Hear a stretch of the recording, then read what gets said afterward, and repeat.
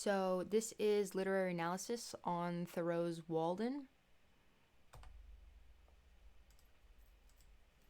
So who was Thoreau? Well, he was a naturalist, a transcendentalist, and a philosopher.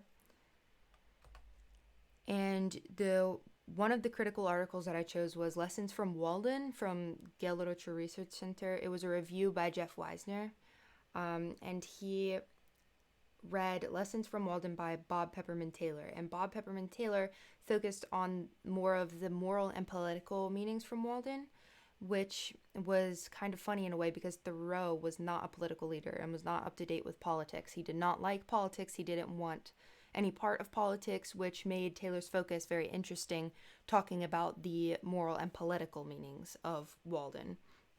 He talked about it in 3 different chapters, which was simplicity, different drummers, and learning from nature. Simplicity examines Thoreau's experiment on voluntary poverty. As stated in Walden, it is none can be an impartial or wise observer of human life, but from the vantage ground of what we should call voluntary poverty. Voluntary poverty is equivalent to simple life. It means you are literally volunteering to put yourself into poverty. So you're living a simpler life in a more lower class state.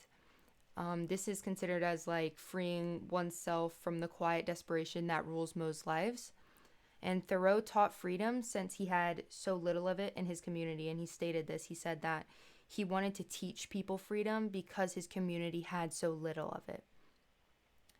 Wisner states in his review, is individual freedom even good for democracy? Which came to show that as he was reading Taylor's focuses, he was also asking his own questions. For the second thing, which is different drummers, you know the saying, I march to the beat of my own drum, you march to the beat of your own drum, meaning you do your own thing. Thoreau was definitely an advocate for this. He believed that everyone had their own way to live their own life. They had their own choices. Though, for Thoreau, morality was a different story.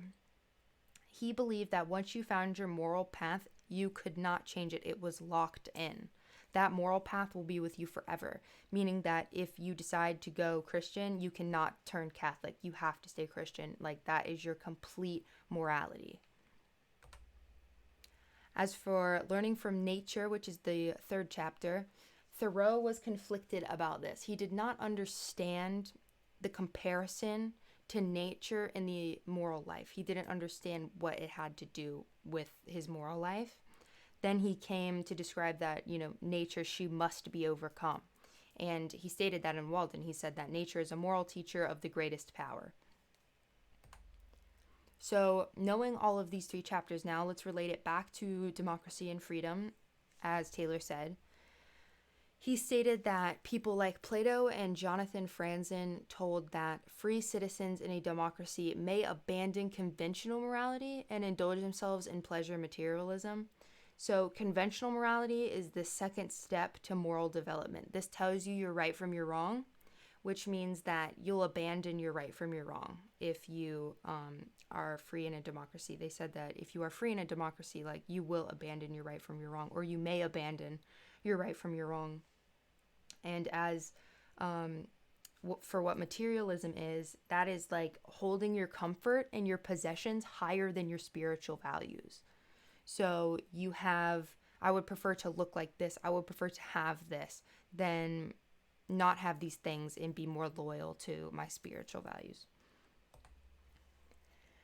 As for the second critic, literary criticism that I had read, it was an unknown viewer, an anonymous viewer that wrote this on Thoreau, and he thought that in Walden, Thoreau refers to luxuries more as vulgar to show that, you don't need luxuries. So he tried to make them seem vulgar so people could see, like, hey, I don't really need that. This relates all back to, live the simpler life. You don't have to have a ton of luxuries. You don't have to have a mansion. Like, just live a simple life. Thoreau also owned his own genius. He knew he was intelligent, and he served as a fountain for inspiration, as this anonymous reviewer states. He served as a fountain of inspiration to people. While it's in his books, his main purpose in all of his books was just to live your life. That's what he wanted. So in this literary criticism, this anonymous reviewer answers critics, basically. So the critic was like, is it progress toward barbarism to simplify one's outward life for the sake of coming closer to nature in the realm of ideas? And this anonymous reviewer hit back as, is it civilization and refinement to be occupied evermore with adding to our material conveniences, comforts, and luxuries to make ourselves not so much living members as dead tools of society in some bank, shop, office, pulpit, or kitchen? So he basically was like, if people were to follow Thoreau, we would lose the beauty of our homes and the luxury of what we wore, but that doesn't really matter because the beauty and the grandeur of the men's souls would overcome that, right? He said that, the things that they will learn will overcome the lower class homes and the luxury of the dress not being so luxury anymore, because Thoreau thought luxury was vulgar. So how was Thoreau perceived by these critics? Well, in Putnam's magazine, he was considered as a ridiculous oddity, and Putnam's magazine did not even state his appeals of nature and thought.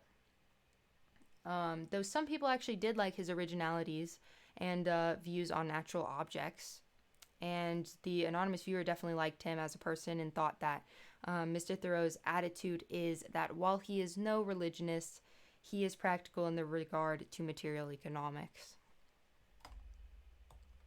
So summing all of this presentation up, Taylor did compare democracy to Thoreau's ideals,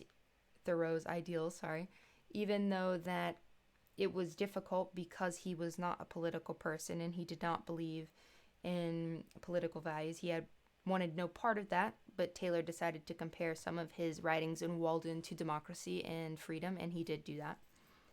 An anonymous reviewer argued the points of critics and defended Thoreau on his ideas and compared it to material gain. As for Thoreau, Thoreau was definitely more of a teacher than a philosopher. People call him a philosopher a lot, though he wanted to be a teacher more because he taught ideals of nature and how to live a simpler life without these luxuries, since he compared the luxuries to vulgar. So luxuries were vulgar, you should live the simpler life, and he just definitely wanted to teach people about morality and about the simple life and about voluntary poverty. And overall, Thoreau just stood up for his own being, and he basically just wanted people to learn more about the simple life. Like, you don't have to have everything. You should be happy having this many things. You don't need to have, I guess in today's world, you don't need to have a fancy car. You can have a bike instead, basically. So just like live a simple life. That was his whole idea. This is my work cited. Thank you for listening to my presentation, and I hope you all have a wonderful day.